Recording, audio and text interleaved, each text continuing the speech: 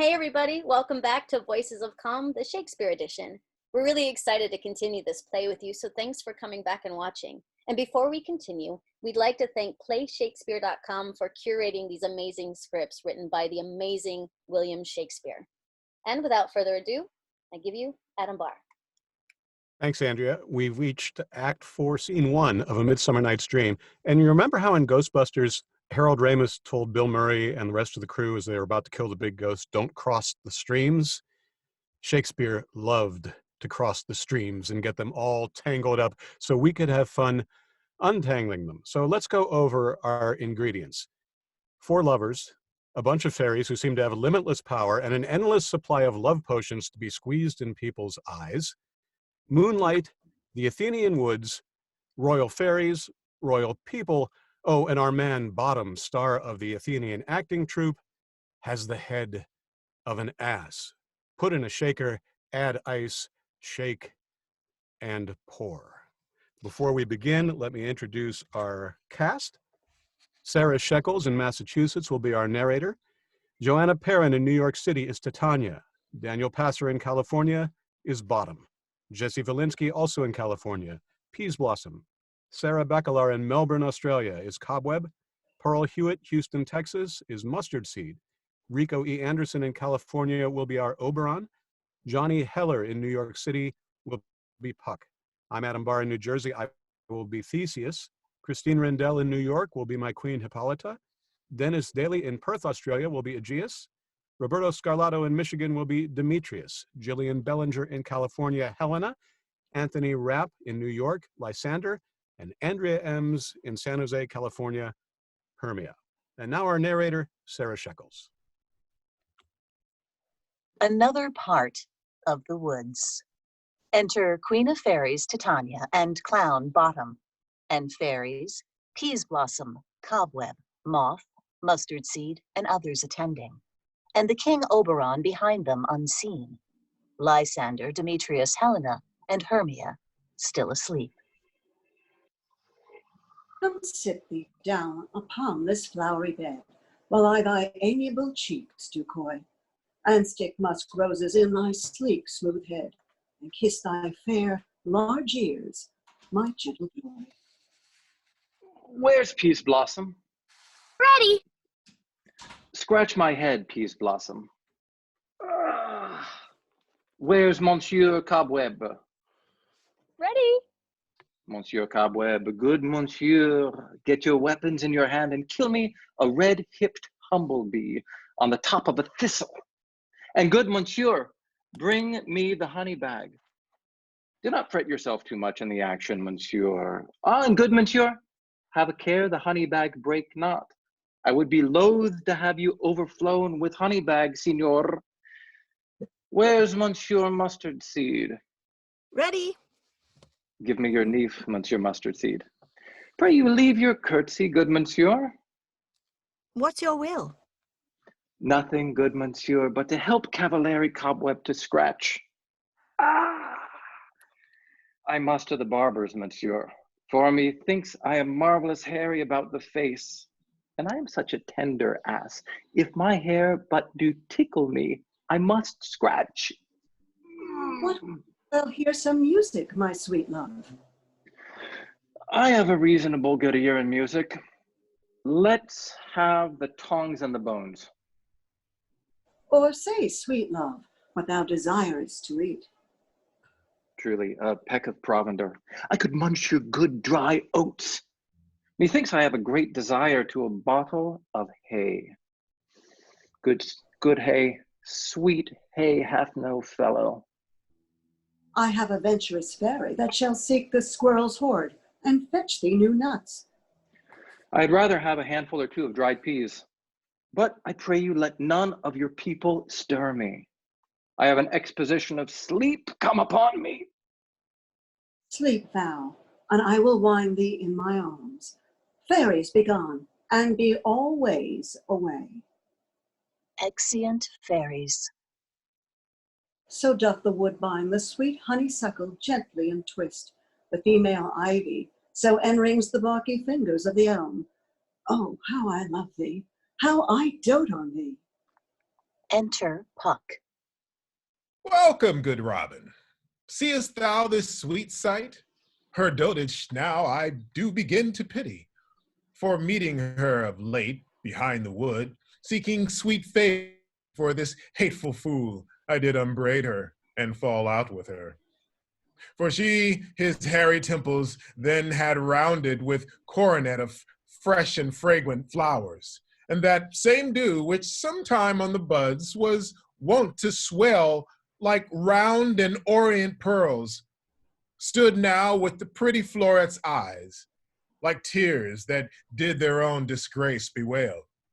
When I had at my pleasure taunted her, and she in mild terms begged my patience, I then did ask of her her changeling child, which straight she gave me, and her fairy sent to bear him to my bower in fairyland.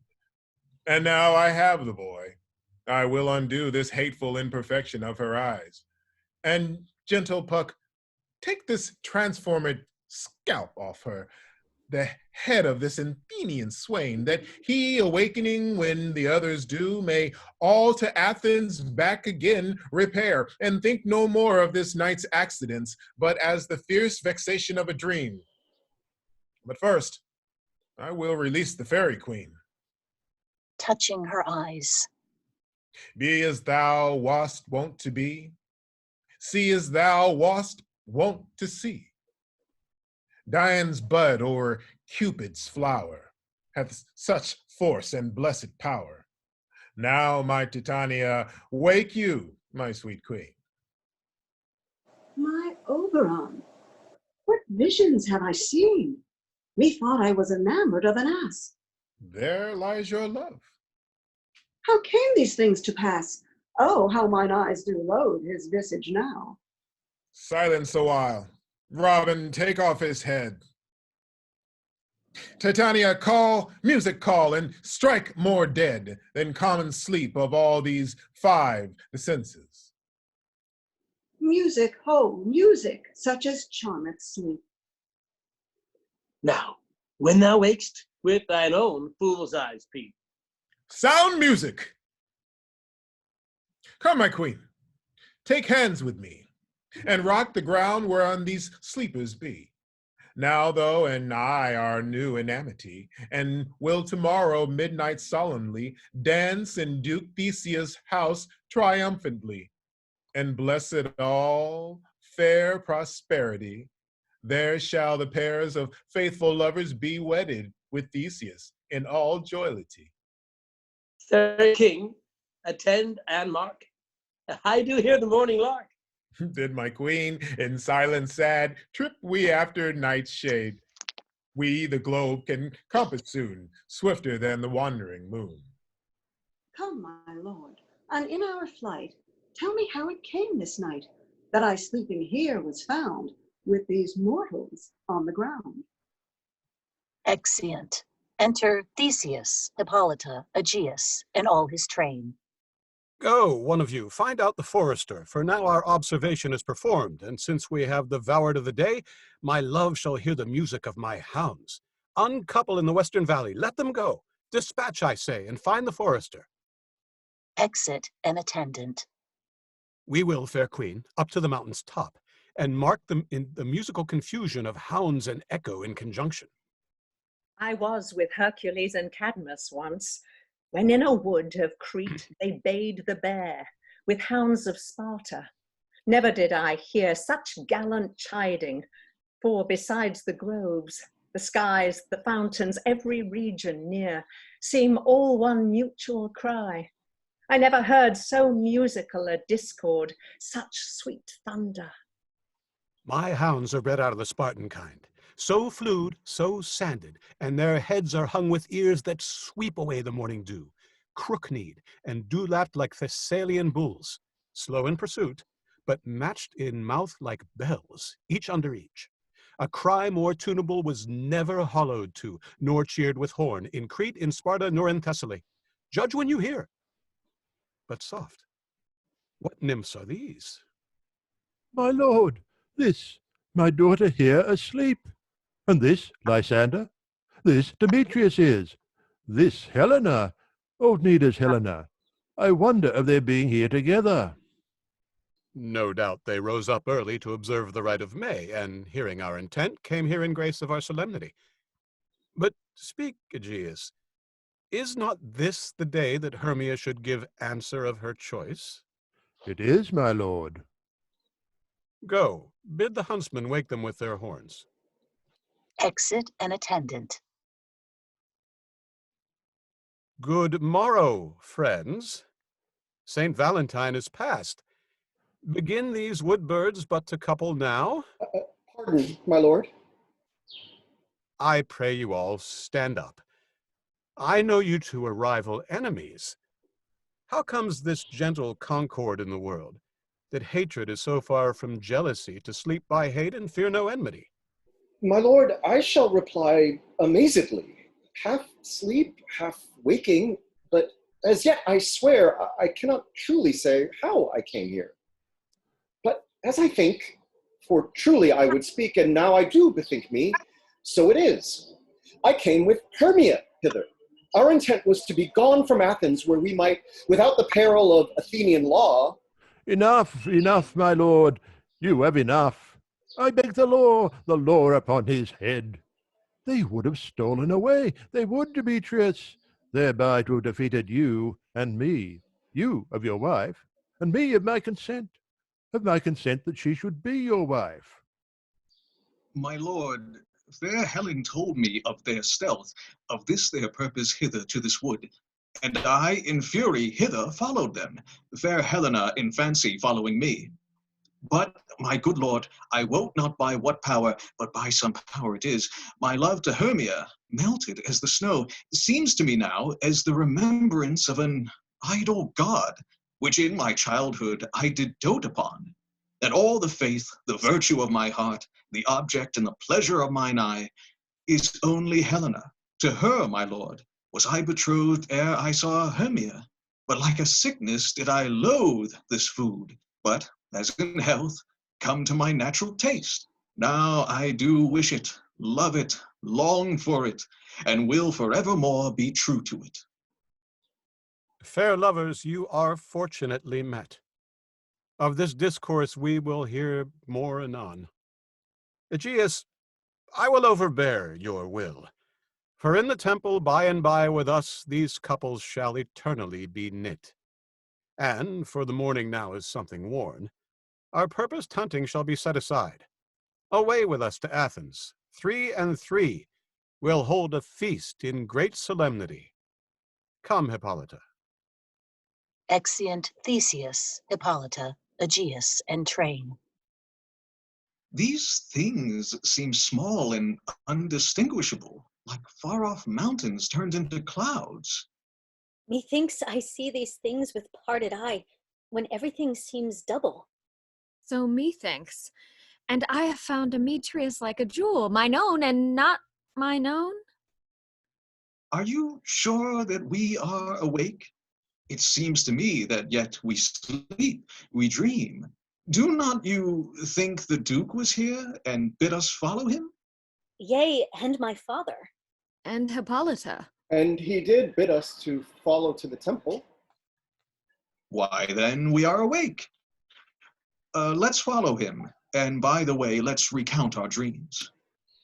Exeunt lovers. When my cue comes, call me, and I will answer. My next is most fair Pyramus.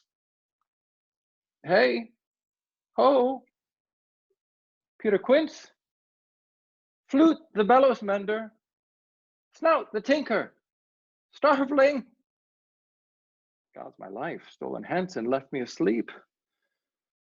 I have had a most rare vision. I have had a dream, past the wit of man to say what dream it was. Man is but an ass if he go about to expound this dream. Methought I was, there is no man can tell what. Methought I was, and methought I had, but man is but a patched fool if he will offer to say what methought I had. The eye of man hath not heard, the ear of man hath not seen, Man's hand is not able to taste, his tongue to conceive, nor his heart to report what my dream was. I will get Peter Quince to write a ballet of this dream. It shall be called Bottom's Dream, because it hath no bottom. And I will sing it in the latter end of the play before the Duke. Peradventure, to make it the more glorious, I shall sing it at her death. Exit. We want to thank you today for joining us for Voices of Calm and a rendition of A Midsummer Night's Dream by William Shakespeare.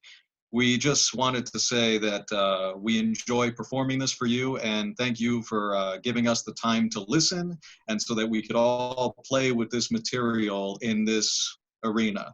And I just want to say from the cast and myself, stay safe, stay home, and parting is such sweet sorrow that we shall say goodnight till be morrow.